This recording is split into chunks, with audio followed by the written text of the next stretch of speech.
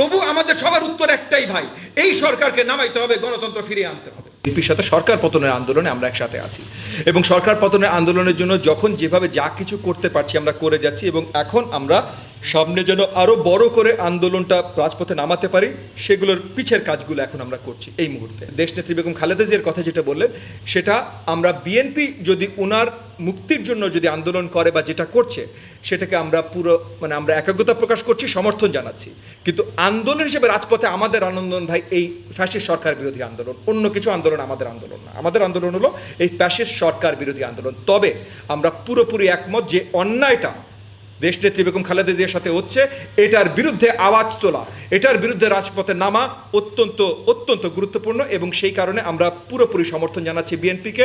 এবং দেশনেত্রী বেগম খালেদা জিয়ার সাথে যেটা হয়েছে যে এক নম্বর তো ভাই মিথ্যা মামলা, তাও এই মিথ্যা মামলায় তার যে সাজা হয়েছে সেই সাজাও এই সরকার এন্ডলেস করে যাচ্ছে। 5 বছরের সাজা অলরেডি 5 বছর পার হয়ে গেছে কিন্তু উনার সাজা শেষ হচ্ছে না। এই যে ধরনের ডিপ্লোরেবল যে কর্মকাণ্ডগুলো এই সরকার করছে, এত বড় একজন নেতাকে নিয়ে যে 2 বার এই দেশের প্রধানমন্ত্রী ছিলেন তাকে নিয়ে যে এবং এখন এই মুহূর্তেও যদি নির্বাচন হয় তাহলে বিরোধী দলে যদি কারচুপি নির্বাচন হয় ভাই বিরোধী নেত্রী বেগম খালেদা জিয়া হবেন, আর যদি সঠিক নির্বাচন হয় প্রধানমন্ত্রী চোখ বন্ধ করে বেগম খালেদা জিয়া হবেন। এরকম একটা নেতার সাথে এই ধরনের অন্যায়, এবং এই অন্যায়টা করা কেন? কারণ তারা এখনো বেগম খালেদা জিয়ার দ্বারা ভীত, যে বেগম খালেদা জিয়া যদি বাইরে থেকে সে যদি রাজনৈতিক কর্মকাণ্ডে অংশ নিতে পারে তাহলে ভাই আওয়ামী ফ্যাসিস্ট সরকার এত সহজে থাকতে পারবে না। ভারতের সাথে আমার সম্পর্ক দরকার ভাই, আমার তো তিস্তার পানি দরকার। ভারতের সাথে আমার সম্পর্ক দরকার, আমার $16 বিলিয়ন ট্রেড আছে ভারতের সাথে। সো ভারতের সাথে আমার সম্পর্ক দরকার, এত বড় ট্রেড, এত পানি, যেটাই বলেন না কেন ভারত আমার প্রয়োজন। সো ভারতের সাথে সম্পর্ক আমি খারাপ করতে চাই না। আমার যেটা প্রবলেম হলো কারেন্ট বাংলাদেশ সরকারের সাথে ভারতের কি সম্পর্ক, যেখানে বাংলাদেশ সরকার নিজের কিছু না পেয়ে ভারতকে সবকিছু চাওয়ার আগেই দিয়ে দিচ্ছে। তাহলে চাওয়ার আগেই যদি দিয়ে দেওয়া হয় তাহলে তো সম্পর্ক থাকে না ভাই, তাহলে তো গোলামি থাকে। আমি তো কারোর গোলামি চাই না।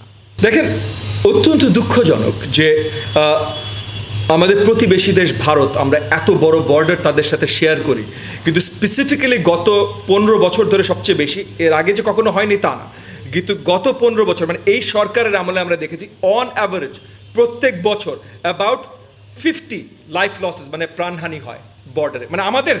আমাদের দেশের জনগণের প্রাণহানি অ্যারাউন্ড 50 অন অ্যাভারেজ প্রত্যেক বছর হয়, 2-4 কম 2-4 বেশি অন অ্যাভারেজ।